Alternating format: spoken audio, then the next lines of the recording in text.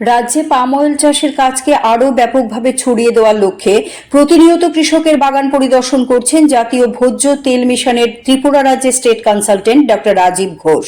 তার এই কর্মসূচির অংশ হিসেবে সোমবার জিরানিয়া কৃষি মহকুমার অন্তর্গত দুটি ভিলেজ কাউন্সিলের চাষিদের বাগান পরিদর্শন করেন।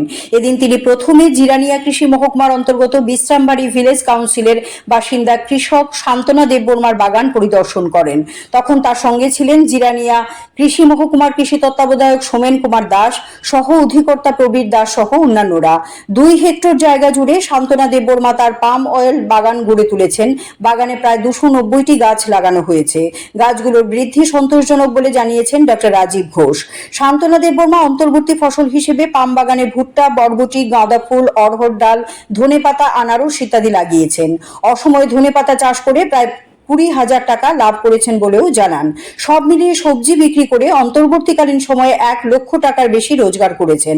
তিনি আরও জানান, তার এই 2 হেক্টর জায়গাতেই চা বাগিচা ছিল, কিন্তু চা চাষে শ্রমিকের খরচ অনেক বেশি, তাই তিনি চা গাছ কেটে ফেলে পাম তেল বাগান করেছেন।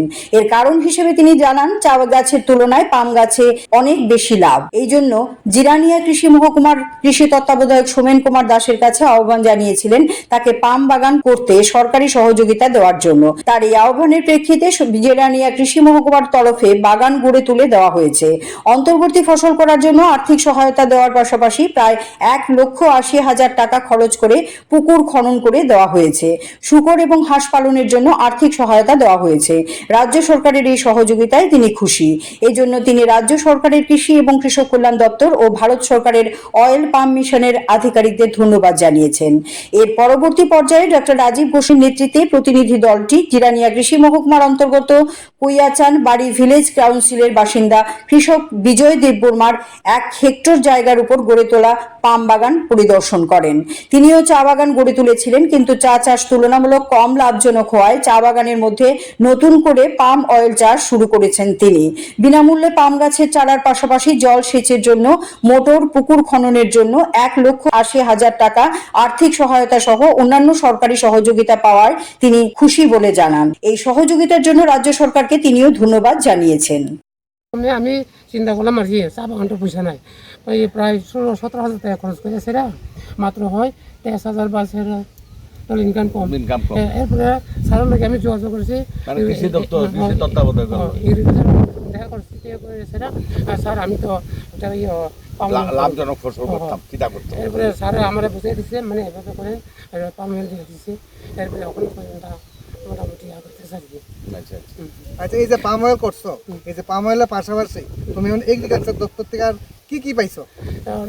আমি তো এখন আপাতত একটা পাওয়ার টিলার পাইছি। পাওয়ার টিলার পাইছো, আর ওই মেশিনটা পাইছি, পাম্পসেট পাইছো। এখন আর পুকুর কোন লাগে পুকুর পাইছো? পুকুরে কত টাকা পাইছো? 1 লাখ আছে। আচ্ছা, আর জৈব সার কম্পোস্ট এটা পাওয়া গেছে না এখনো, মানে এটা কম্পোস্ট এটা ঢুকবো 15,000 টাকা ঢুকবে।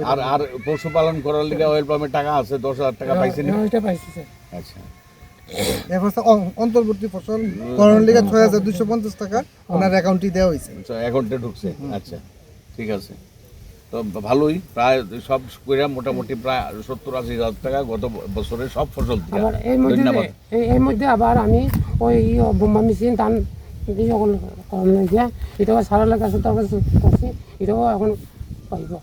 আচ্ছা, বোম্বা মেশিনও সে একটা পাইব। আচ্ছা, ঠিক আছে, ঠিক আছে, তাহলে এখানে কোনো জলের অসুবিধা নাই তাহলে?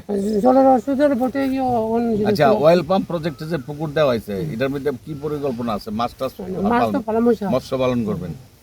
আচ্ছা, মানে আমি লাগাইছি গত বছরে লাগাইছি ওয়েল পাম্প লাগাইছি যে 143টা 1 হেক্টর লাগাইছি। লাগাই পরে আমি এই গাছটা মানে সুন্দর করে আমি গাছটা মানে করছি আর কি বালা। আমি শুনছি যে ওয়েল পাম্প দিছি, লাভে অবমানটা আছে, এটার লাগে আমি এই ওয়েল পাম্পটা মানে শুরু করতে আসছি আর কি। চায়ের কি লাভ দেয় না বেশি? চায়ের অনেক কম লাভবান হয়, লেবারের খরচ বেশি আর কি, এটার লাগে আমি ওয়েল পাম্পটা অনেক নতুন করে লাগাইতে সরকার কিনা নিব, তারপরে আমরা ঝামেলা নাই না। ওয়েল পাম্প লাগে লেবার কোচ পাইছি, এরপরে চারা পাইছি, এরপরে হোর পাইছি, এরপরে সারটার এটা সব দিয়ে পাইছি। পুকুরও এটাও পাইছি। কত টাকা?